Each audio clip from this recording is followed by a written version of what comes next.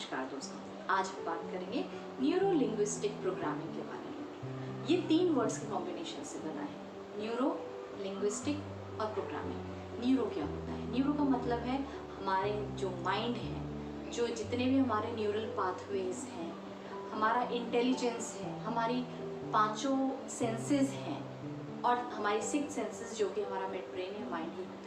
तो ये सारे आपस में इंटरकनेक्टेड होते हैं और किसी भी चीज़ को जब रिसीव करते हैं हम बाहरी दुनिया से, चाहे वो सुनकर, चाहे वो देखकर, चाहे वो महसूस कर कर, किसी भी तरह से उस सब को वो लेता है और अंदर उसको अपने फंक्शन करता है। तो ये पूरा एक नेटवर्क है आपस में इंटरकनेक्टेड, जिसे हम न्यूरो कहते हैं। अब बच्चा जब माँ के गर्भ में होता है, तब से लेके पैदा होने तक और आज तक जितने भी प्रोसेसेस चल रहे हैं, उसके लिए न्यूरो ही रिस्पॉन्सिबल है। चाहे वो सांस लेना हो, चाहे वो डाइजेशन हो, खाने को पचाना, चाहे वो हमारे खुद के वॉलंटरीली किए गए कोई भी काम। तो ये हम जो बाहरी दुनिया से रिसीव करके अपने अंदर प्रोसेस कर रहे हैं, तो ये सारा हमारा न्यूरो के अंतर्गत आता है।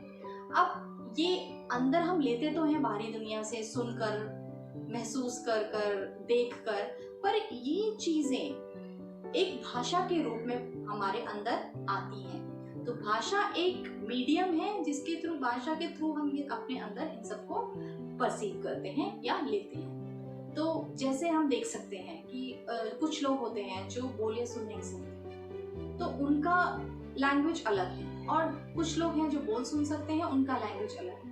तो ये डिफरेंट लैंग्वेज आप देख सकते हैं कि दोनों लोगों के रिस्पॉन्स में कहीं ना कहीं डिफरेंस होगा, परसीवेंस में कहीं ना कहीं डिफरेंस होगा, क्योंकि उन्होंने डिफरेंट तरीके से डिफरेंट लैंग्वेज के थ्रू चीज़ों को रिसीव किया है अपने बाहरी एनवायरनमेंट से और अपने अंदर अकॉर्डिंगली प्रोसेस किया है। तो हम जब लैंग्वेज की बात करते हैं, लिंग्विस्टिक लैंग्वेज, जो भाषा हमने कही है, जो हम बाहरी माध्यम से अपने अंदर लेते हैं, हम उनको देखकर, किसी भी मूवी, किसी भी अपने आसपास के लोगों, सिचुएशंस, उनको हम लेते हैं और चीज़ों को हम सुनकर भी अपनी भाषा लेते हैं। जैसे कि वो किस टोन में बात कर रहा है, उसकी स्पीड क्या है, वो ऊंचा बोल रहा है या धीरे बोल रहा है।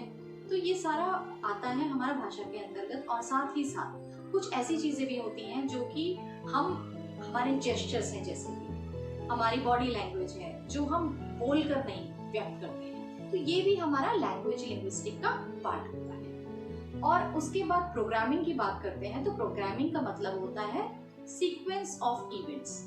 जो हमने बाहर से चीजें ली है, रिसीव की, हमने उसको अपनी भाषा में उसको लिया, तब्दील किया और उसके बाद उसको एक सीक्वेंस में बनाया और एक सेट ऑफ इवेंट्स हमने क्रिएट किए। एक मूवी आप समझ सकते हैं कि मूवी के अलग अलग पार्ट्स थे, हमने part A, B, C, D, तो हो सकता है कोई इसे ए, डी, सी, बी लगाए या कोई A, B, C, D sequence. So this is, ये हमारे ऊपर डिपेंड करता है कि हम उसको किस तरह से सीक्वेंसिंग कर रहे हैं।